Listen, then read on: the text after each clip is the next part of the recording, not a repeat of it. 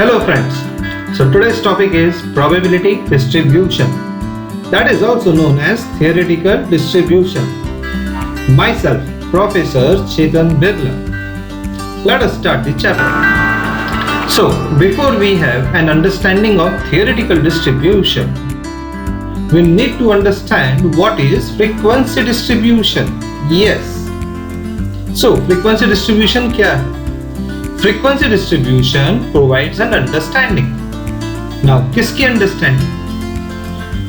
Of how the frequencies of observations are distributed amongst various classes.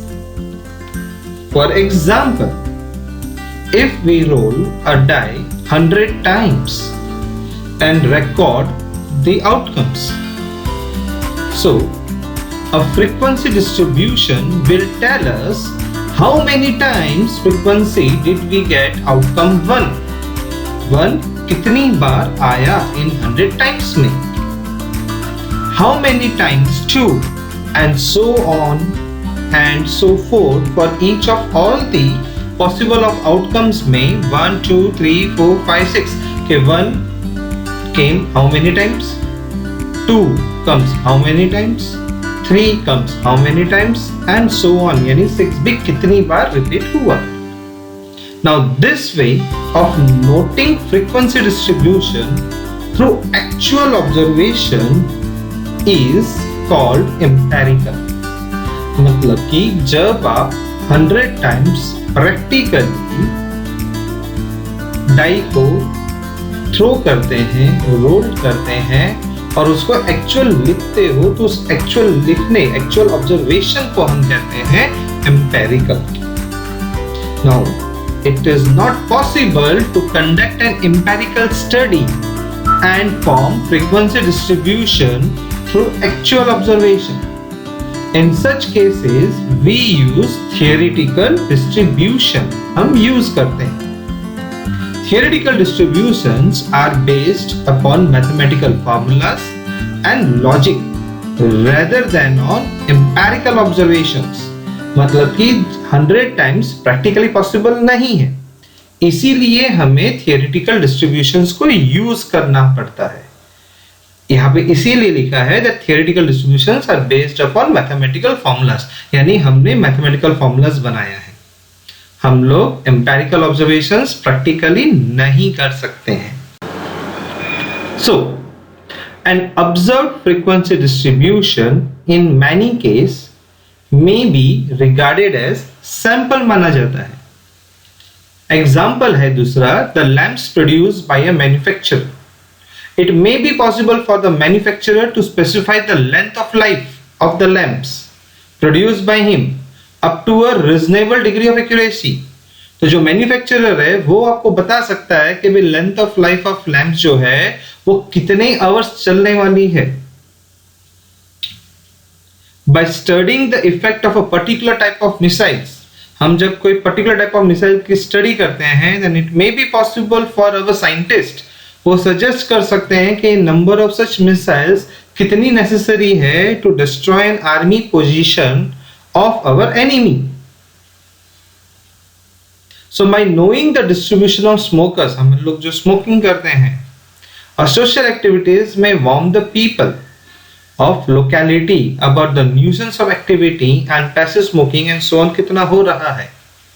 So a representative part of large unknown boundless universe or population, and we may be interested to know the form of such distributions. So theoretical probability distribution may be profitability employed to make short term projections हम कर सकते हैं for future के लिए. Statistical analysis is possible only on the basis of theoretical probability distribution के कारण ही possible है. तो आपको सेट करना पड़ेगा आपका कॉन्फिडेंस लिमिट और getting hypothesis about population parameter is based. Hypothesis का मतलब होता है अजम्पशंस करना अबाउट पॉपुलेशन के पैरामीटर्स को ध्यान में रखते हुए. So the meaning of theoretical distribution. Theoretical distribution refer करता है mathematical model of estimated frequencies of a finite number of observations of a variable with associated probabilities. तो theoretical distribution क्या बोलता है कि वो एक मैथमेटिकल मॉडल है. मैथमेटिकल मॉडल का मतलब होता है फॉर्मूला से रिलेटेड है. ऑफ एस्टिमेटेड फ्रीक्वेंसीज निकाल सकते हैं जब हमें पता हो कि फाइनाइट नंबर ऑफ ऑब्जर्वेशन हमें कितना, हमारा जो n है स्मॉल n वो कितना है, फाइनाइट है, of a variable with associated probabilities, उनकी प्रोबेबिलिटीज भी हमें पता होनी चाहिए. Theoretical distributions are based on mathematical functions, whereas observed frequency distribution जो है वो based होती है on actual observed frequencies. तो यहाँ पे जो डिफरेंस है वो है observed frequency या theoretical distribution का. Theoretical distribution जो है वो mathematical functions यानी formulas पे based है, and जो observed frequency distributions है वो actual observed है, मतलब हम लोग practically करके करते हैं. So this distribution जो है, this का मतलब है theoretical distribution exists only in theory है, only on paper है. So here we have to learn the additional methods of probability. We cannot use single method to solve all examples of probability. Example 1. A coin is tossed 2 times. Find probability of 2 heads. Example number 2. A die is thrown twice. Find probability of getting 7. Example number 3. A coin is tossed for 6 times. Find probability 5 heads. Example 4. A coin is tossed for 5 times. Find probability of getting 4 tails. Fifth example. Average number of defective is 3. हमें find करना है probability of number of defective in production of 700 articles. In last chapter में हमने पढ़ा था probability. हमारे पास यहाँ पे 5 examples हैं. अब इसमें से हम ऐसे कौन से examples को probability से solve कर सकते हैं? That is example number 1 है a coin is tossed 2 times. मतलब आप 2 times है इसका आप उसका sample space बना सकते हो और उसको आप probability से solve कर सकते हैं.